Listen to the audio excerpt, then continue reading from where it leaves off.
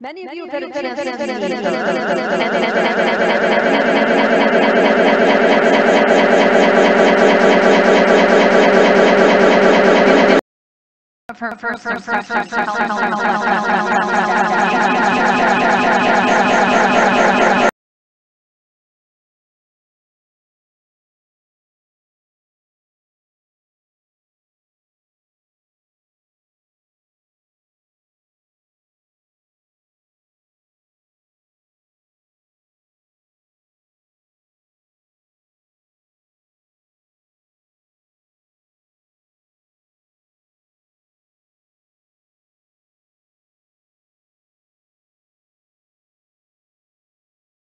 weak health infrastructure.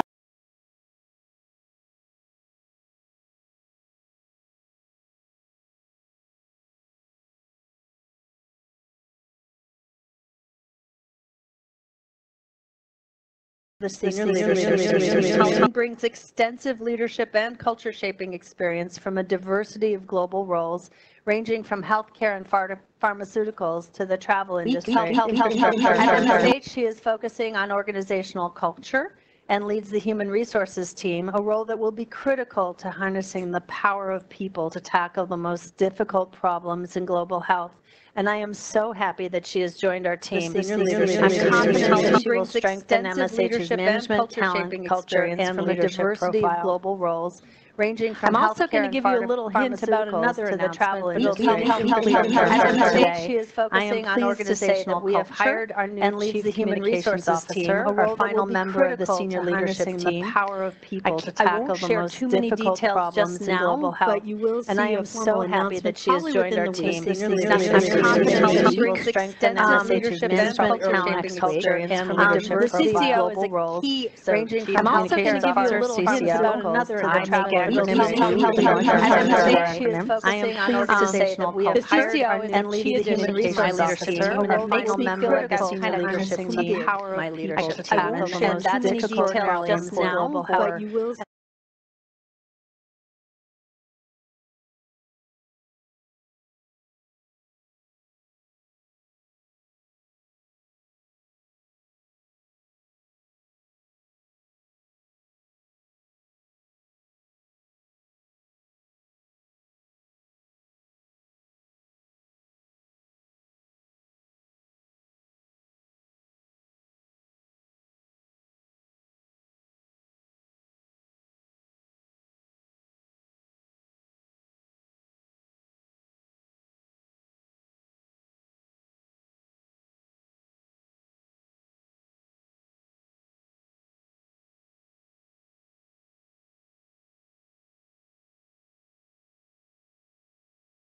Director in Ethiopia, Ritu Kumar, Senior Principal Technical Advisor in Seattle, Victoria Aaronley, Senior Technical Manager in Nigeria, Isaac Adejo, Project Director in Nigeria, and Santali Dubuisson, Project Director in Haiti.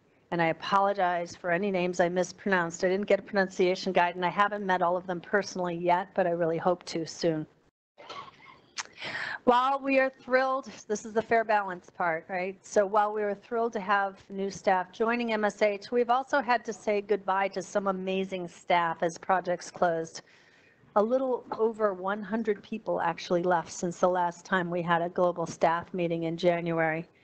I really want to thank them in their absence for their hard work, and as always, I really hope they find their way back to MSH in the future. So moving on to the next slide, and speaking of closing, I want a word about our finances. We are closing in on the end of our fiscal year, and despite not winning a few bids that we had counted on to meet our revenue plan for the year, it looks like we'll actually make or even slightly beat our revenue target for fiscal year 2018. Recall, for any of you who don't pay attention to this daily like I do, our fiscal year ends on June 30th. And the reason that we're going to hit our revenue target despite not making a few wins is pretty much because we won a few things we hadn't expected to win. And we had a few extensions that we hadn't expected as well. And so in the end, we hit our revenue target. And this is not uncommon. We know when we put together a plan that there's uncertainty around it. It's always a tricky push and pull because you have to make sure that you put enough stretch in your plan that you're investing well to meet the business that comes along. But on the other hand, you don't want to have more expenses than you can sustain so that you end up losing money for the year. And so we're used to this uncertainty, but it's gotten more uncertain in recent years based on the environment that we're in. Anyway, to say I'm happy about the fiscal year 18 revenue picture is only to say half the story. Because from an expense point of view, remember I had said we were going to live with above our means, sort of spend more than we actually had for fiscal year 2018, and that was part of the plan. However, we exceeded our draw on net assets, the overspending by more than 50%. And there are several different reasons for that, but it's not a great place to be. And it's quite embarrassing for me as a manager to report that back to the board. And it puts us in a tricky position for 2019. So this whole staff meeting is kind of a good news, bad news, good news, bad news kind of staff meeting. And I'm telling you straight because I need to do that. But here's the bad news part. As we close 18 and move into 19, our reserves are continuing to deplete. We have financial commitments such as long-term leases that we have not been able to get out of. We've also had some onerous and expensive fraud. We've been bridging talent for longer than we can really afford in anticipation of winning new work, some of which is just delayed and delayed and delayed. Despite fantastic efforts to improve our bid process, and more on that later, and a lot of work that people have put in to fill the pipeline, it's unlikely that a quick return to growth will happen in 2019. This is due to the long timelines needed to generate new business, but also to the fact that the U.S. government and other donors are really slowing down their grants quite substantially. In addition, we have unfortunately lost some key bids, which quite frankly we should have won. We have a better understanding today of why, and we're making a lot of improvements, and I think there are a number of folks who are being very, very honest about our weaknesses as well as our strengths. We have to be prouder about our strengths and more honest about our weaknesses, and I think we're doing that. But none of this is going to materialize fast enough to make 19 be the kind of year that we want it to be. It's going to be down from 18. It's going to be about 2/3 of 18, I think. And that's significantly down. We've already made some of the most obvious and painless expense cuts, and not that they were painless, but more painless than the next ones. But given our financial picture, we're going to be forced to make even harder expense cuts now and employee reductions that are aligned with our revenue forecasts. Now, here's the thing. Several of you are just going to fast forward right back to a year ago, January, and think about how that went, and please don't do that. We are going to take a longer and more deliberate approach to reductions, and we're going to do them work team by work team. We need to do it that way because we need to create an organization that's resilient. We still have a future, so we need to make sure that we are retooling ourselves to a future that we can live with. And if you do something fast, you're not only going to make mistakes, but you're also going to delete capability and functionality that you're going to need for the long term. So that's the reason to take a more deliberate approach, but the consequence is that many people will continue to live under uncertainty for a longer period of time. I know that that's challenging, but here's what I need you to do. I need you to focus on the work you have to do today. And I need you to, I know it's easy to be distracted, and I know it's easy to wonder what's happening next, but quite frankly, in many areas, getting just a minute.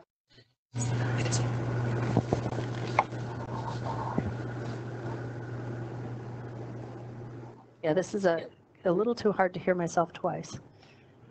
Okay, so I need you to focus. I need to focus on your work. I need you to be kind to those who are potentially leaving. As I said, it's not going to happen all at once. That also means it's probably not going to be a complete surprise in the areas where it happens. You'll know if your project is closing. You'll know if your work is not, if the projects that you're signed on to haven't been awarded.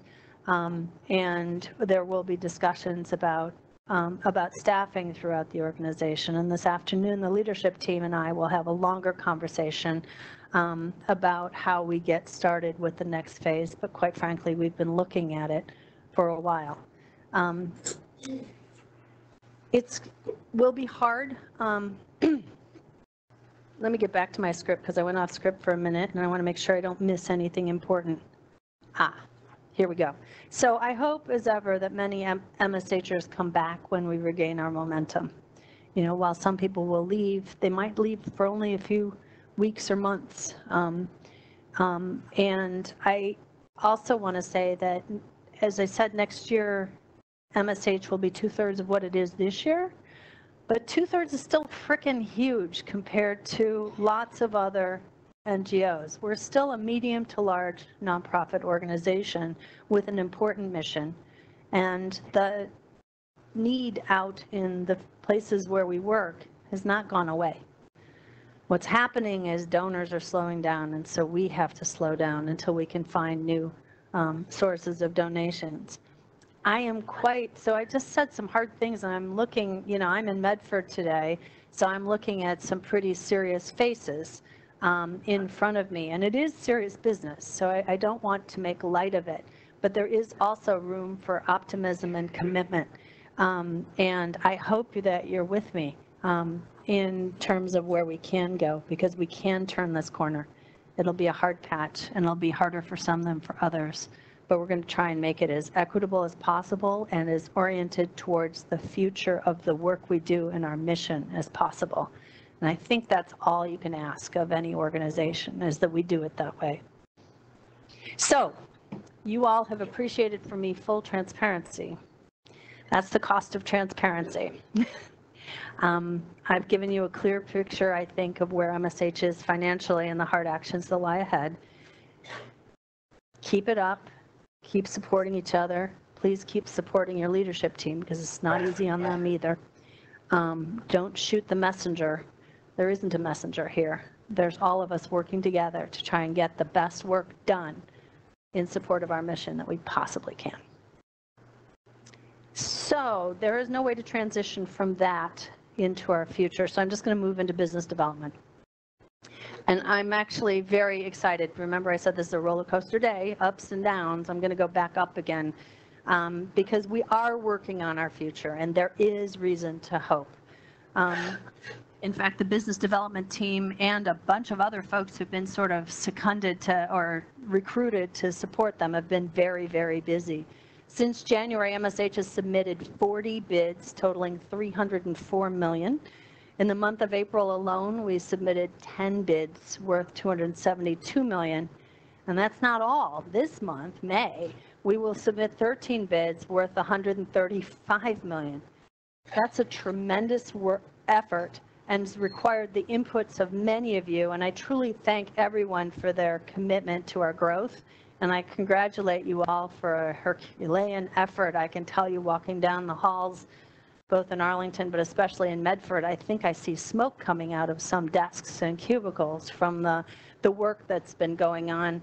And a few people have been patient with me as I've been poking and critiquing their writing and getting involved in details I have no business getting into as well, because I think we all understand that this is important to our future.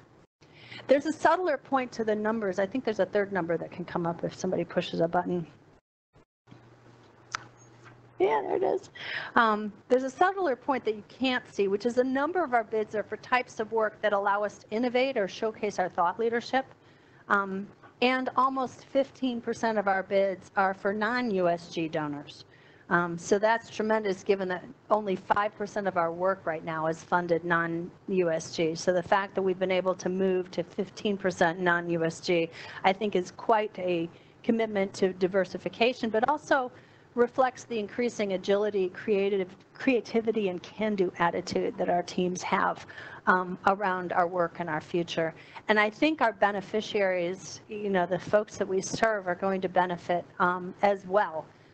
Because different donors come up with different points of view and fund different kinds of work.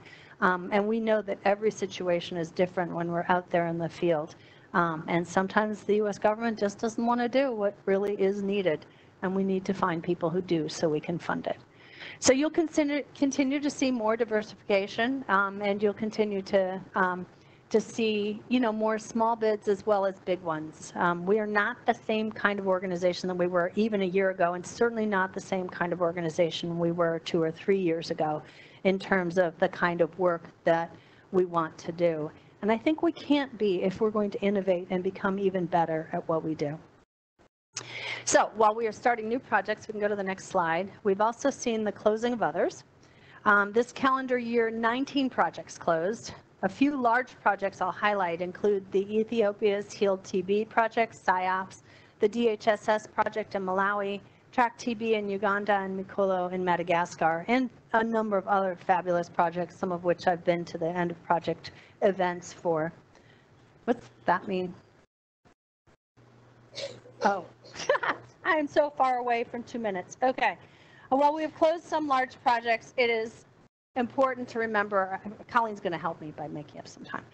While we've closed some large projects, it is important to remember our presence and the work on the ground often continues. For instance, Challenge TB in Ethiopia, the ONSE project in Malawi, and the Global Fund in Nigeria.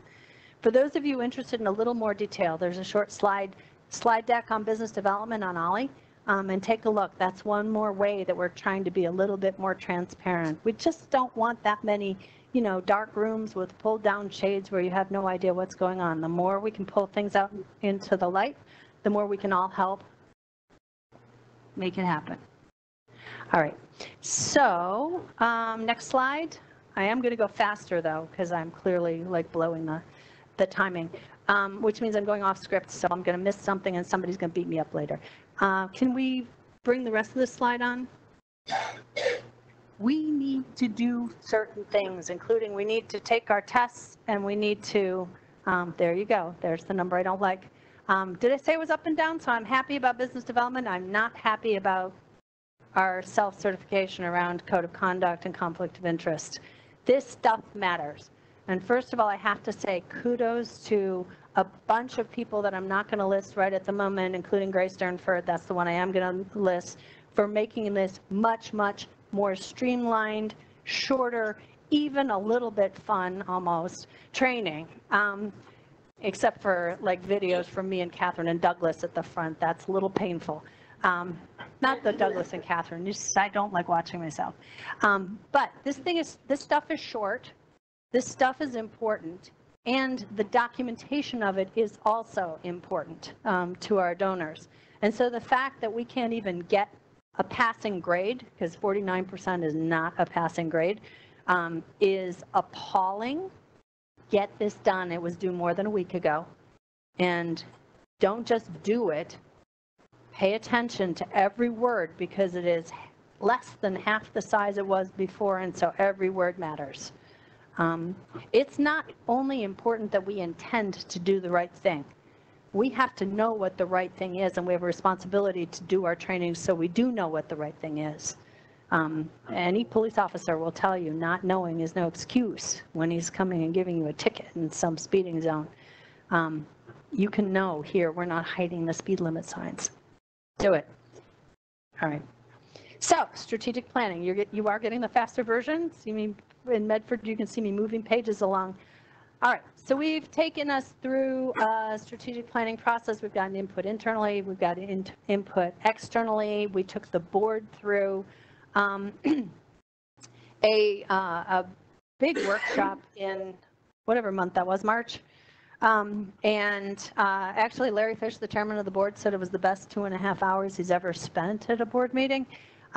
Which might be kudos to the strategy process. It might actually be kudos to Catherine Taylor for her facilitation expertise as well.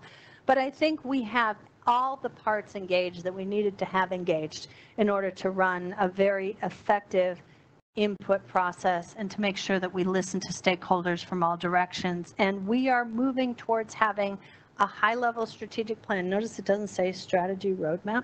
And I'm trying to move away from that word, period. It's going to be a high-level strategic plan that the board sees in June. It's high level. So if you all read it, you're not going to say, oh, that means that tomorrow I do this, right? Because what will happen from there is, assuming the board approves it, is it will be extremely important for us to do, I'm going to call it a balanced scorecard process, because we're going to take our strategy and break it down in our work teams and say, what does that mean for us? And what does that mean we're going to watch and measure, and how are we going to get it done? So you're not going to see a whole bunch of metrics from on high that make no sense to somebody down low. You're going to roll up your sleeves and work on those metrics. Then we're going to bring them back up and make sure that they're aligned with strategy and we all understand them, and that people aren't going too easy on themselves or too hard on themselves, or at least we're all in a balanced kind of place.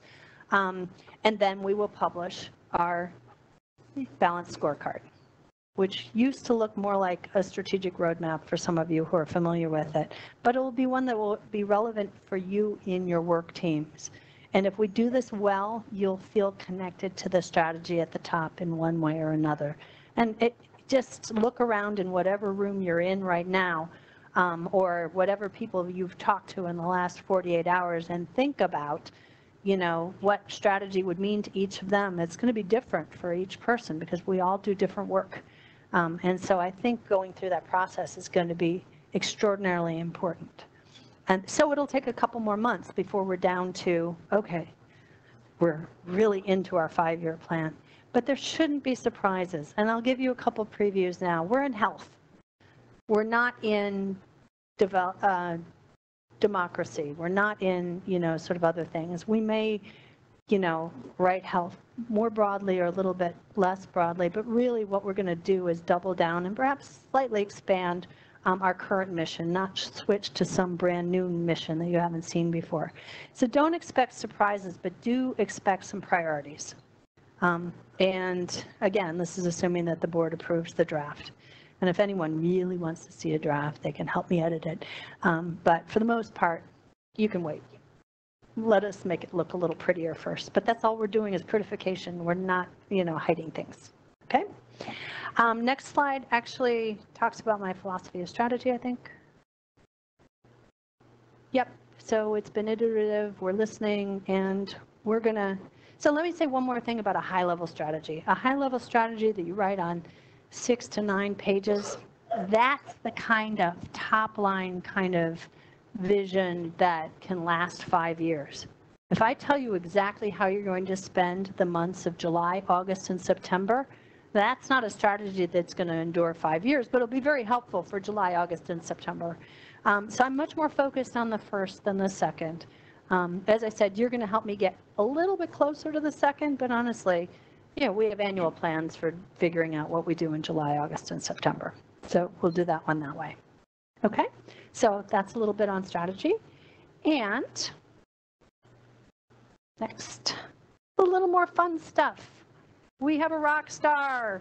I am very, very pleased to to say in front of you live, you've already seen this, this is not new news, that Mark Dybel has agreed to join us as another board director. We had already actually engaged him as a consultant, and he's been extremely helpful to me already in wrestling through a number of issues, asking a few behind-the-scenes questions about how donors feel about us, helping us strategize around some of our global fund work, you know, things like that.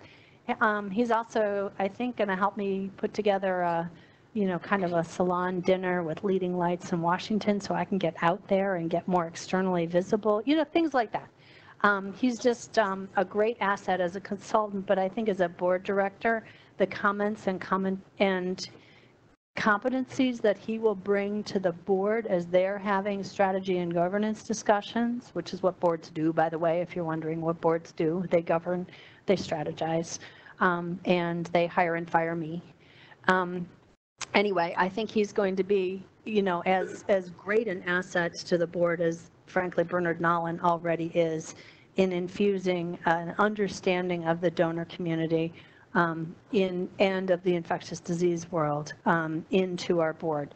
And he's, so there you go. You can read about him, but I'm going to move on because I believe that the most important thing I can do right at the moment is hand things over to Colleen. So we will, I know you're going to have Q&A, and I'm not trying to run away from Q&A, but we're going to do it after Colleen has a chance to make some of her remarks. And New York, get ready, because I'll ask you first. And then we'll rotate through both US-based, and Luce is going to help us with the questions that are coming through on YouTube. So with that, Colleen McGuffin coming out of Arlington.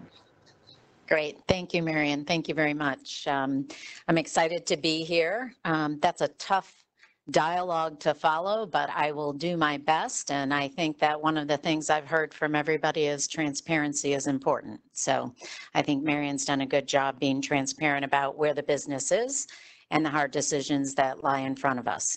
So I've officially been here 30 days now. The approach that I've really taken is the first 30 days I've been listening more than anything else.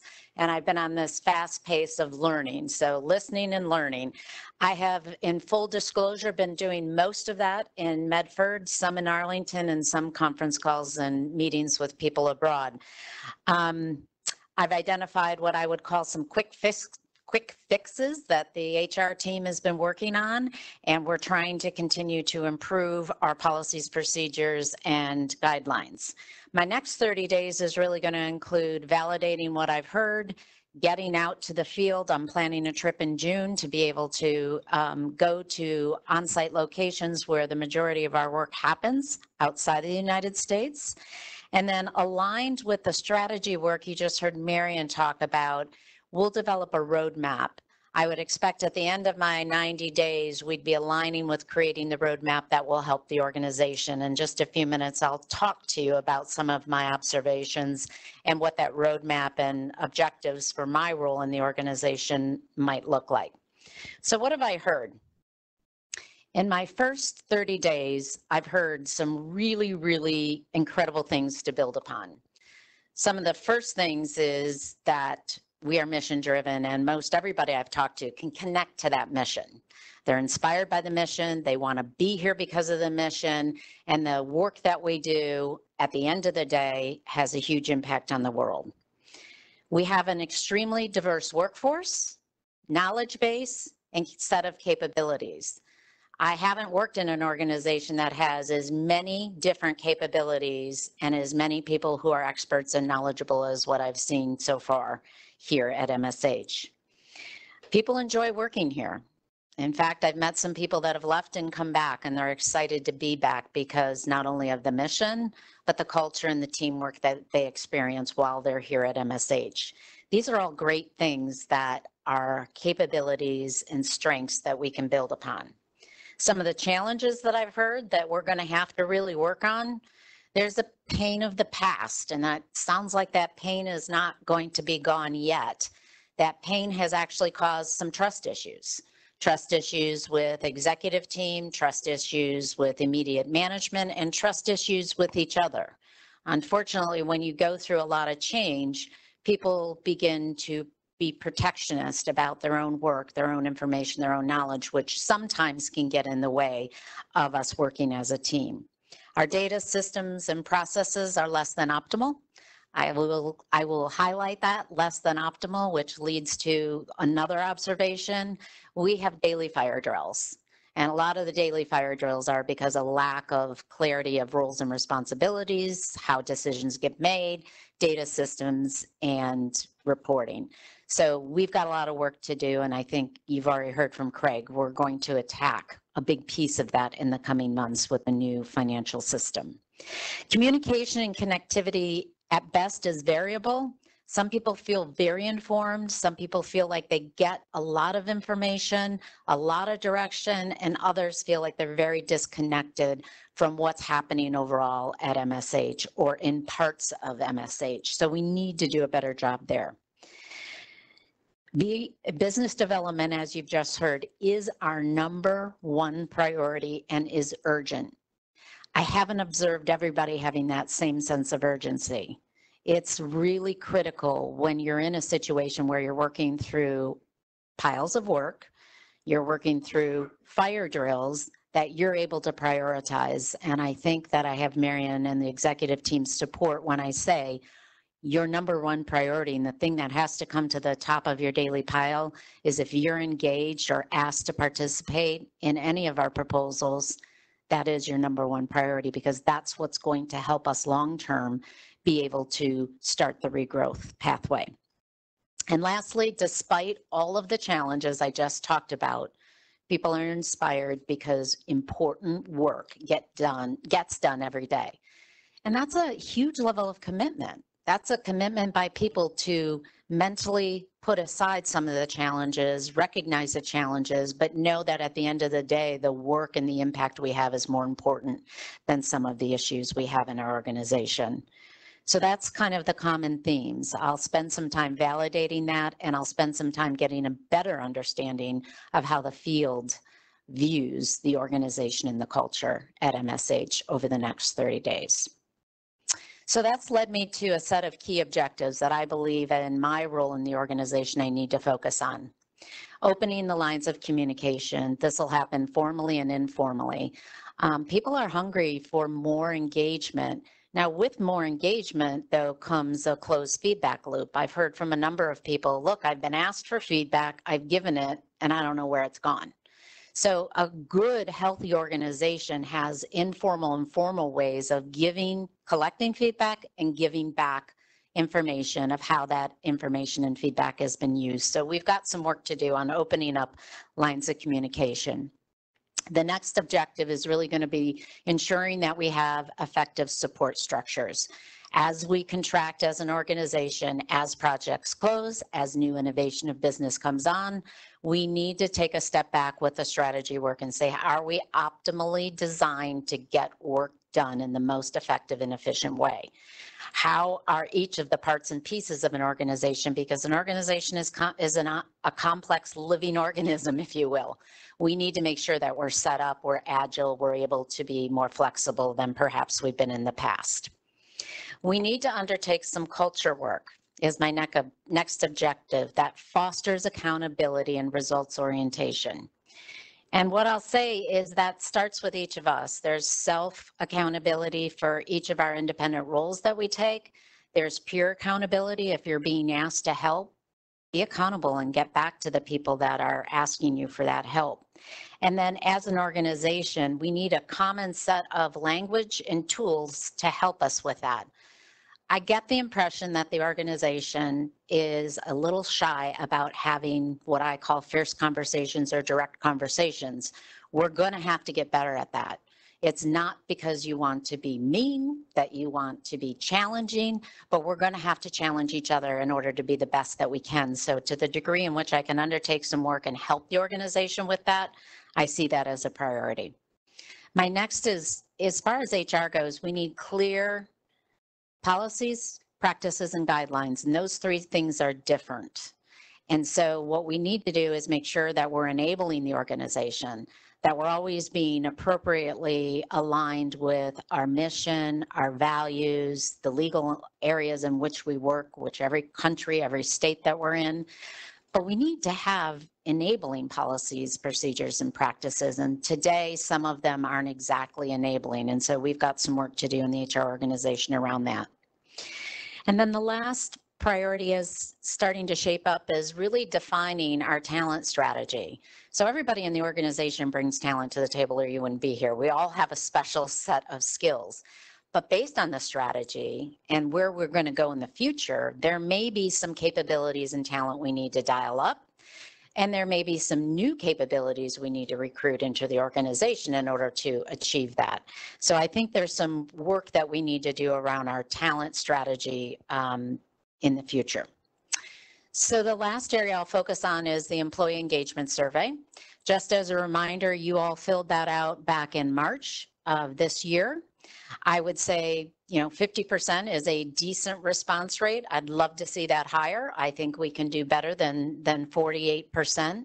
In general, across the board, when you look at the detailed data, which will be made available for you, the field-based staff responded more positive than the U.S. staff.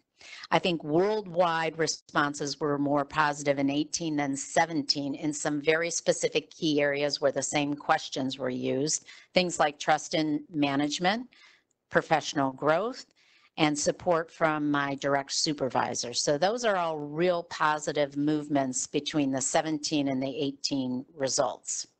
The two most positive responses in the survey is our mission. People feel connected to our mission and people are committed to that mission. And I can trust MSH management either in my work group, my office, or in the executive team. So those showed the greatest improvement year over year and were the highest rated areas. The two areas that show the greatest opportunity for improvement are MSH asks for input from staff in decisions as appropriate. So that gets back to one of my priorities. How are we asking for feedback and information?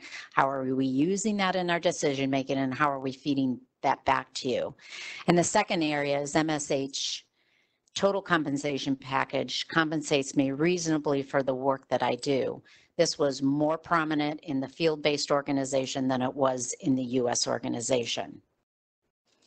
So what does that all mean? We did a quick trend where we had the same questions over a 6-year period of time, and there were different survey mechanisms used over the 6-year period of time, but we selected 4 questions that focused on satisfaction and engagement of our staff. And basically what you can see in the amalgamation of those 4 questions is we're on the right trend line. In fact, we're above where we were 6 years ago in terms of 2012. So I think that the improvements that we've made, the transparency, the communication has improved. But I think we still have work to do because I don't think any of us on the executive team are happy with that line where it exists today. And so we've got continued work that we need to do. So what happens next with the engagement survey results? The leadership team is in the process of meeting and diving into the details. And then the next thing we'll do is actually select a couple of key areas. My experience with engagement and employee surveys is do not try to boil the ocean. If you try to fix everything that's in the survey, you likely won't be successful. So what we want to do is select a couple of key areas that we believe we can work on and we can show an improvement on. We'll engage employees in that work, and then we'll measure it again probably first quarter of 20 to see what you say about our areas that we focused on and if we've actually made an improvement in that. So that's really the results at this point in time. And this is where Marion and I'll take a breather and open it up for questions and answers. So I think, as Marion said, we're going to start with the New York office and then come back to Medford and Arlington and then go online to YouTube.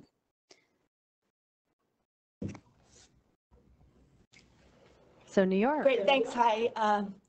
This is Martha in the New York office. Thank you both so much. I'm very excited to hear about the value of the diversity in our workforce, and was just curious if diversity is also a factor in the selection, in the board selection process, both ethnic and cultural diversity in the selection. Yeah, no, it's actively discussed, but if you're an outcomes kind of person, you're not seeing it yet. Unfortunately, I think the biggest diversity we have is that we now have donor presence, and we have one board member who doesn't live in New England. He actually lives in Indiana, but that obviously is nowhere near good enough. It's been really a sore point. So we did actually focus on a donor perspective for our board a little bit more highly. But we've overachieved in terms of bringing in Bernard and Mark.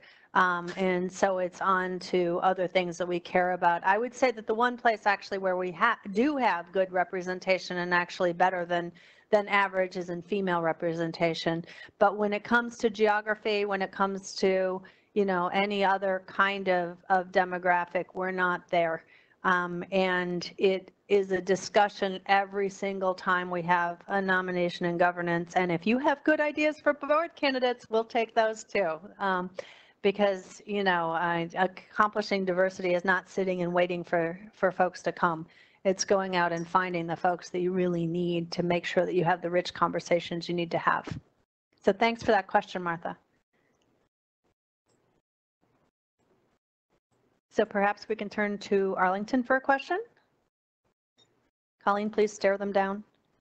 Okay, come on. If you don't ask questions, then I ask you questions.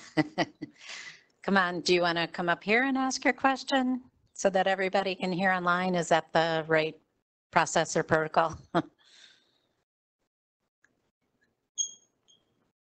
Thank you. Okay. Hello, good morning. Good morning. And good evening, everybody. I'm Dai. So I appreciate that both Marian and you talked about this business development as a really high priority. And then I also appreciate that the things are being looked at. But then, and then I actually feel that everybody is really desperately trying to make this business development work. But then resulting proposal seems to be really similar, and then has not really seen much of the difference. So I guess that my question is, like, I appreciate that the urgency, but then urgency seems to be resulting in the producing that the same things again and again in the more higher volume than more different content. And then I'm wondering that how that the management is thinking around that the content will be more updated, or like being different, or like being more experimental than repeating the same thing again and again. Yeah, so there's an impatience in your question, Dai, that I appreciate, because none of us actually should be patient. This is an urgent question. I think I'm feeling a smidge more glass half full than you are in terms of some of the work. I think we've taken some risks. I think we've pushed some of the things that we're doing quite substantially, but we did just submit several dozen bids, or we're in the process of submitting several dozen bids, and some of them still look the same, and some chunks of them still look the same. We are not done. So one of the things that we need to do, and I think Colleen said this, but I'm going to repeat it, is we need to look at both the process of how we do business development and the structure of how we do business development. And we will actually do a formal organizational design. I've also got Mark Dybel agreeing to read things like our CAPE statements and so forth to make sure that they have a donor, you know, kind of perspective, and, you know, are reading the political tea leaves right now, because we need to be street smart about how we do our bids. And I was going to make a third point, and it just jumped out of my head. I'll make a third point, Marian, if you don't mind. Yeah. And that is that the executive team is really starting to engage in looking at these. So each of us have taken on a role with the ones that have not been submitted yet. Catherine, Douglas, Craig, myself, and Marian, in taking a specific look at things like the executive summary, the management plan, the financial components of it, to make sure that we are taking the feedback we heard from the consultants that gave it to us, and where we're really reworking those pieces. Lucy and her team are absolutely all over seeing where we can implement those changes. We did just get the feedback, so to your sense of urgency point, it's taken a little bit of time and some went out the way that they went out, but we are committed to changing that and being more engaged as an executive team as well. Yeah, okay, thank you. That actually, the third point was actually around the fact that we did bring in some outside consultants to take a hard look and read our bids and say some unvarnished truths to us about how we're writing. And I do think that for those of you who are engaged in writing bids, that at some point you should have a chance to read some of that. It's not all kind and it's not even all fair, but I think it's important to hear external points of view so that we can get better. It's really not that we haven't done good things in the past. We have, but the bar is moving. And even some of the things that we've learned by executing the projects that we do, we haven't necessarily turned into a feedback loop back into how we talk about what we do. And there's another thing, which is that a few more of us actually need to get out there and be visible and be a face to the organization a little bit more too. Which actually means, and if you go to Ollie, you'll see me writing about this, I need to spend more time traveling and being out, and honestly, so do Catherine and Douglas and probably a few others. Because how people read things is colored by the impression about how they feel about the organization. And how they feel about the organization is how they feel about people they've met and websites they've been on and things like that, which might be another plug for why we need a good communication strategy. Anyway, that was a long answer to Di's question. Medford, you got a reprieve for a while. Can I ask for a question, please? Mamadou's right here.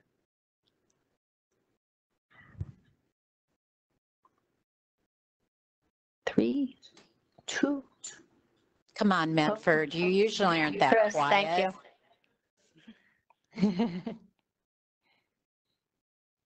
They're nervous when I'm here. You know, in front of the big boss, you know, Oh, what do yeah, you want right. to say? Yeah, the guy I plank with. Yes. Okay. Speaking of which, 3 o'clock. 3 o'clock. So my question is not on business development, but the Yeah. other side of our work, keeping the projects running well. Yes. And I'm concerned that we are running low on some of the key support areas. Mm-hmm. We're losing key staff. I'm looking at contracts, for example. Mm-hmm. And, you know, that is an area that's already a roadblock. Yep. We have a lot of things that get stuck at contracts and we can't move. And there are things that no one else is authorized to work on. And with the departures, and what I've heard is that the replacement plan is just continue with the remaining staff. Mm-hmm. I am very concerned that this will cause more blockages in our implementation. Yeah. So I just want to hear what strategies we have for Yeah. working on that. Yeah. Well, first of all, you used an interesting word. I think allowed was in one of those sentences. We've got to get a lot more creative about how we do work and share work. And actually, we've got to be more systematic where routine makes sense. Every contract is not starting with a blank sheet of paper, right? So I do think that contracting in particular is way near the top of the list for Craig. Craig, by the way, is not hiding. It's just as we looked at No, the he's agenda. here. Yeah, Craig, in fact, good point. If he's here, why don't you answer it?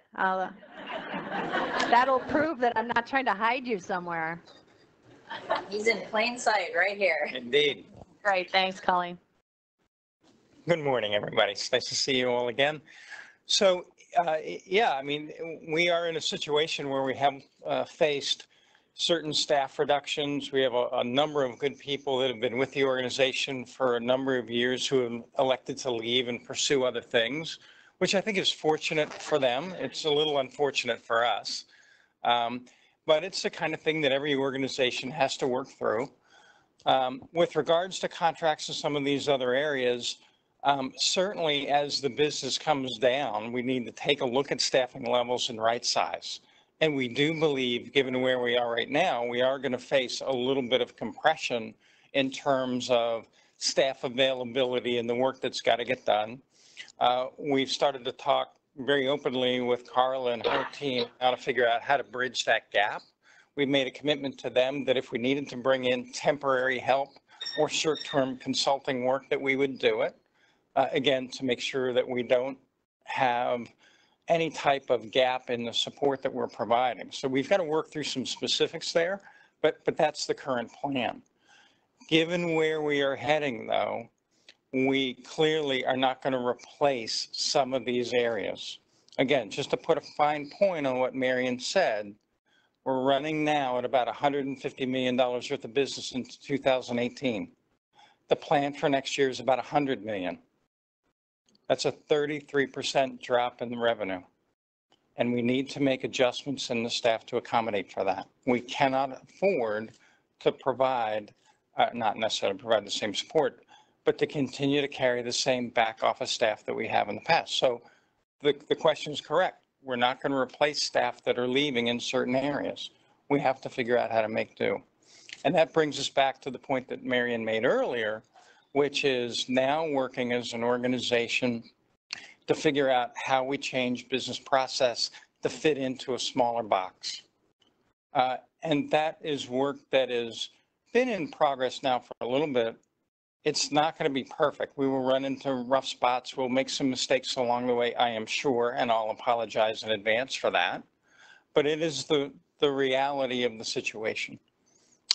So at any rate, again, the long-winded answer to the short question is we'll find a way of bridging in a way that doesn't commit us to a long-term cost that we otherwise then have to go make some painful decisions around sometime in the future. If the business comes back, clearly we will staff up accordingly. But for right now, we need to be very cautious about where we're spending the money. Okay? Any follow-up questions on that? So this is Marion. I'm actually going to pile on and make it a longer answer. We need to have a more agile organization so that we can be larger and smaller. One of the things that we don't need to do, though, is to sacrifice project implementation. So if we see that there is a bottleneck that is jeopardizing our project, we need to say so. We need to insist that we find a solution. There's an American, or maybe it's a British saying anyway, an English-based saying, which is that necessity is the mother of invention. Having some of these bottlenecks can help us to learn as long as we're willing to actually say so and insist that we address them. And so I appreciate your even raising the question, Chris, because I think it's really important that we talk about our first goal, which is to serve our mission and do the work we need to do. And quite frankly, even if all we cared about was money, we're not going to win another project if we don't implement projects well. That's not what I care about. I care about actually making a difference in Malawi and everywhere else that we work. But we do have to find a way to do it that makes us more agile. Yes, there's a question here in Medford, and then we'll go to YouTube. Or a comment. Hi, Carla. Yeah. I think, when you are dealing with dwindling resources, if your house has less income coming in, then you find a way to adjust. And as Chris said, and I think that's where your question is, it's geared towards what can we do to make sure that the projects are receiving the support that they need. And I think from the contracts perspective, I deal with a lot of fire drill requests. And that takes away from my long list of things that I have to do for other projects that may be planned better and that they're waiting, for things to be done. So my plea to you is plan better. Then we can prioritize our work so that we really concentrate on the things that are really high priority, not your priority, but they're really high priority in the big scheme of things. Yeah. One of the things, thank you, Carla. I appreciate that. Go ahead, Colleen. Yeah, I just want to add, this is real-time personal and organizational accountability in action right now. Yeah. So I've heard from Chris and Carla that we have a problem in the contracts area that we need to solve. So Yeah. how about you two get together and come back with a solution for us on how to do it better? So this is what it means to be personally accountable in an organization. Get the people together that are doing the parts of the work and tell us how we need to change in order to make it better. Yes, that takes time out of your day, but that's the only way we're going to get to a faster, more agile solution. So I'll throw that challenge out. Thank you, Colleen. All right, Luz, do we have some written questions from the field? No, we don't have any questions from the field, but I just wanted to say we have people joining from Nigeria, Canada, Kenya, Tanzania, Uganda, Angola, Burkina Faso, Guatemala, Cote d'Ivoire, Bangladesh, Malawi, Madagascar, Rwanda, and France. Ah, bienvenue to the Francophones. I can't speak in all those other languages. Thank you very much, Luz. We're actually probably about ready to move on to Angola. Yeah, okay.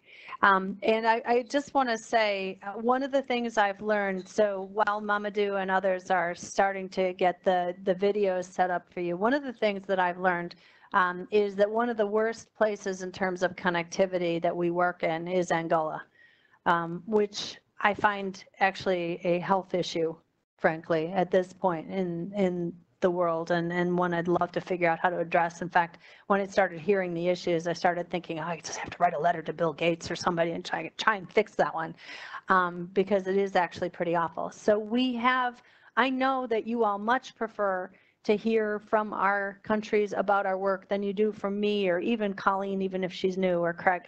And so we wanted to hear from Angola, but we did it in a recorded way, and the Q&A is also recorded. Many of you submitted questions in advance, and so you'll hear both of those. The faces are a bit dark. I think there were some privacy issues that folks were trying to maintain, but I think it's well worth a listen, and so without further ado, we will move to the video. Work has been addressed.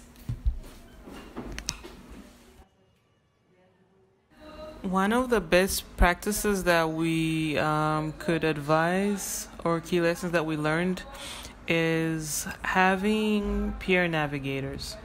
Our peer navigators were initially just HIV positive champions, and what we did was we created teams that would go out to the community in hotspots, and these teams would do specific things. One would be the peer navigator, which would be the person that would sensitize and talk to and give them HIV prevention messages at the hotspot. The counselor would be the person responsible for HIV testing and counseling, of course. And the peer navigator, or the champion, would be the person responsible for helping any people that are found as HIV positive start treatment through the whole process of navigating a health facility, of initiating treatment, of the side effects of treatment, of going to support groups. This whole support structure would be then created through this peer navigator for a person that is found as HIV positive in the hotspot. Something that we started now is also integrating the peer navigators in the health facilities, so that now the key populations that go to the health facility will find a person that is trained and knows how to treat key populations, can empathize with their situation, is or has probably gone through this situation themselves. So these champions initially started as people from the general population, and then as the project progressed, we were able to train HIV positive key populations as peer navigators or champions that were now able to give the support to the people, to their peers at the hotspots who were found positive. This formula is working very well for us. we can also see a link between initiation on treatment and having a peer navigator follow up with a new HIV positive person. So for other countries, we think that this would be a great model to follow because it covers all the points that we could possibly need at the moment for giving full services to the key populations. It's very important for us to not make assumptions. We have to understand that each specific key population has their own challenges and difficulties. If we try to create a mold, it will not fit all. So we have to make sure that whatever it is that we're doing with regards to policies or anything that relates to key populations, we have to involve them in these decisions. We have to involve them to ensure that we don't have any mix-ups or problems with the implementation of these new policies.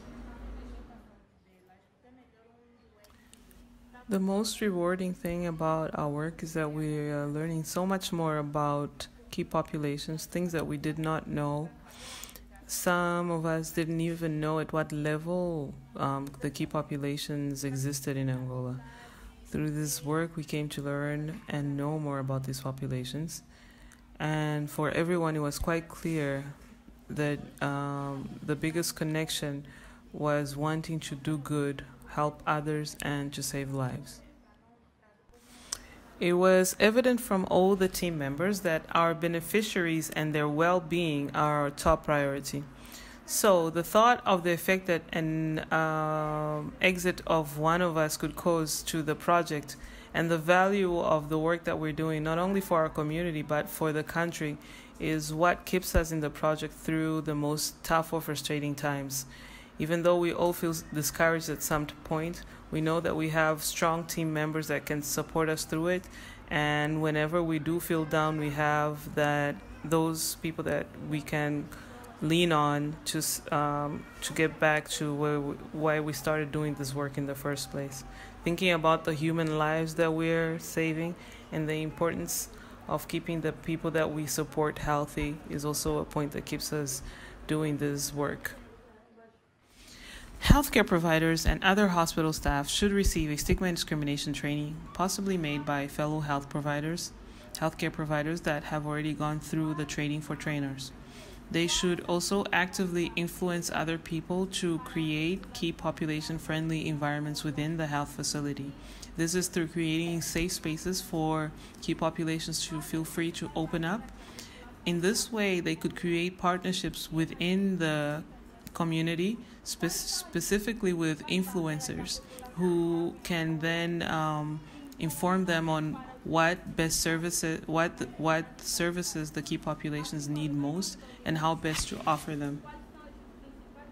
With regards to strategies for retention to treatment for HIV positive people, we have peer navigators at the health facilities that assist those who are identified as positive at a community level and help them to navigate the health facility to make it easier for them to feel at ease and safe at the health facility.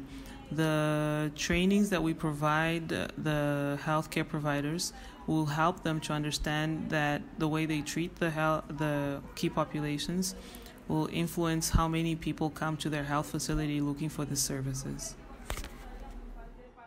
One of the main things is to pass more knowledge about more information about who are key populations and what barriers key populations face.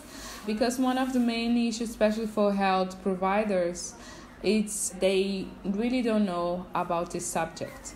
So a lot of the things that we have been doing is to give trainings in the health facilities to better explain who are considered key populations in Angola, how they are interlinked with HIV transmission, and what are the barriers for them to have access to health. The other point that usually in these trainings we like to raise, it's the legal point of view, because right now we have this study thanks to lawyers firm. They analyzed the Constitution and the criminal code. They were able to see what exactly the law in Angola says about key population. So this information has been also part of our trainings, in the way that we understand that one of the points for the health providers is also to understand that it's not criminal acts. For example, sex work is not considered crime in Angola.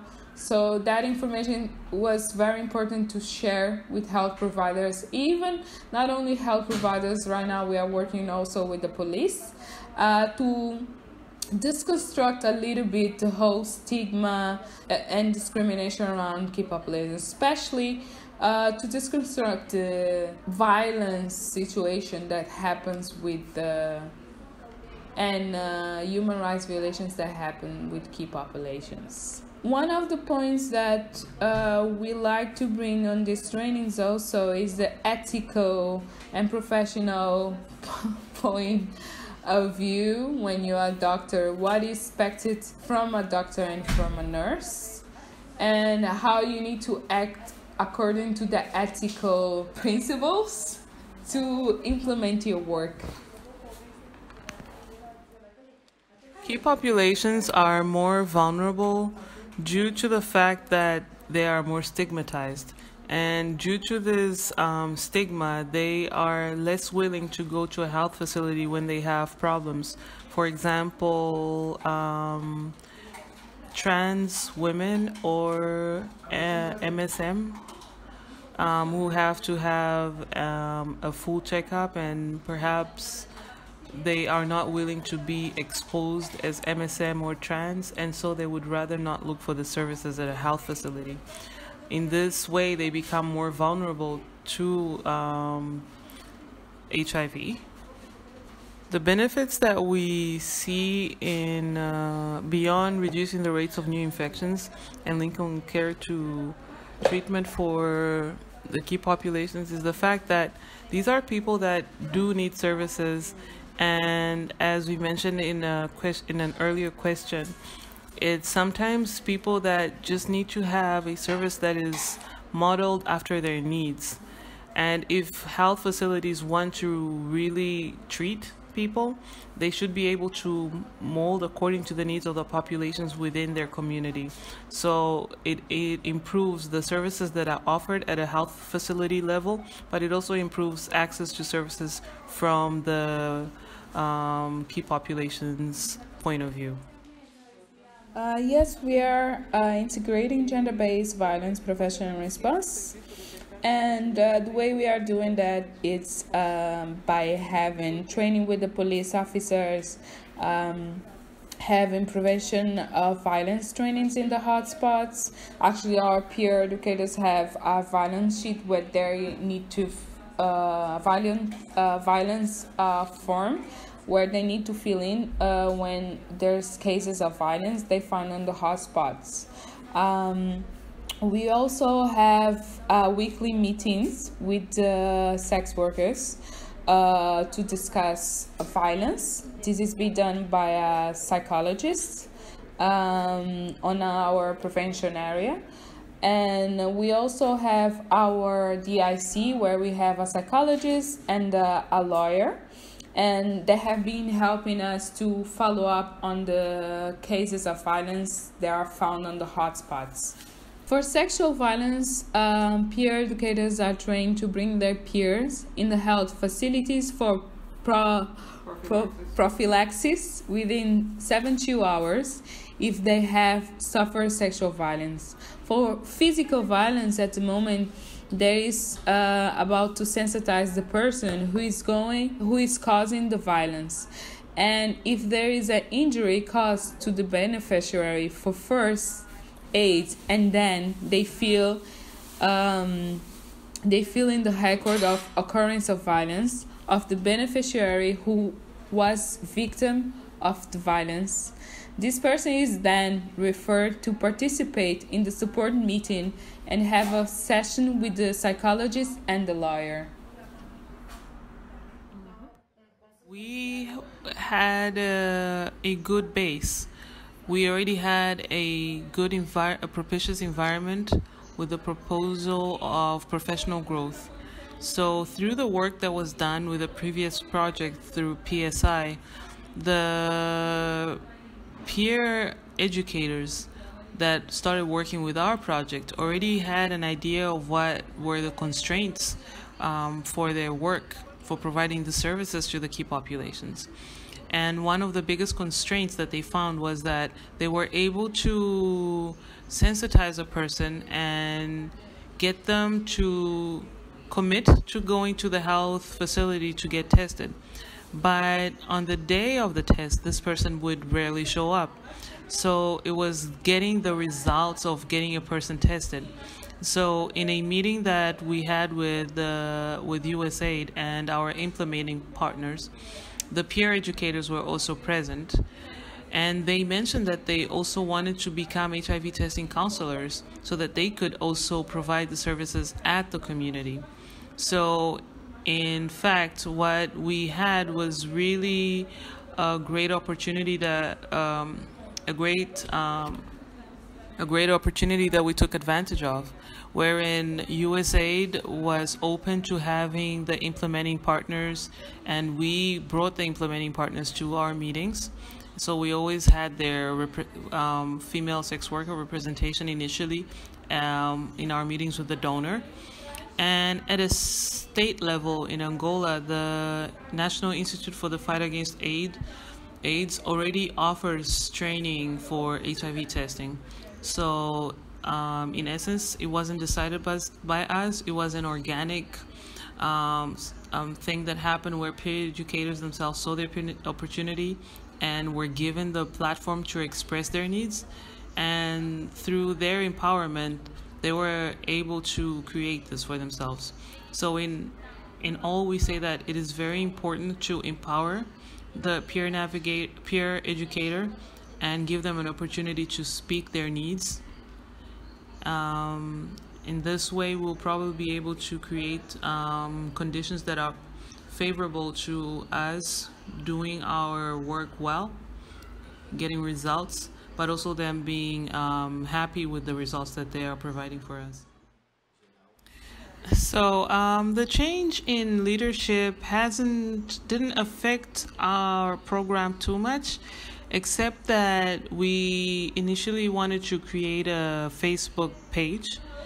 We wanted to create an open page, but we had the difficulty where we could not create an actual page because we could not talk about sexuality or human rights. We were only allowed to mention services that we have.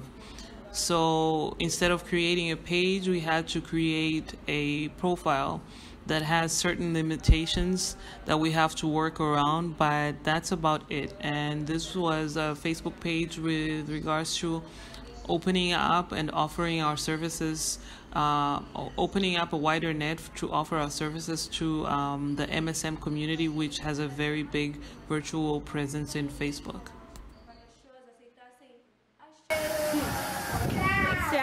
Peer educator and give them an opportunity to speak their needs.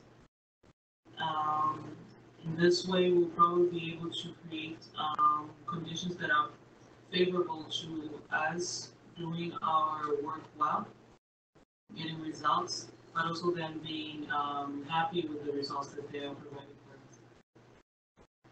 us. So the change in leadership didn't affect our program too much, except that we initially wanted to create a Facebook page.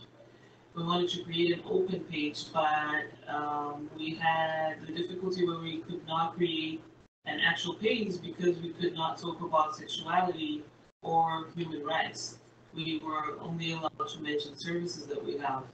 So instead of creating a page, we had to create a profile that has certain limitations that we have to work around, but that's about it. And this was a Facebook page with regards to opening up and offering our services, opening up a wider net to offer our services to the MSN community, which has a very big virtual presence in Facebook.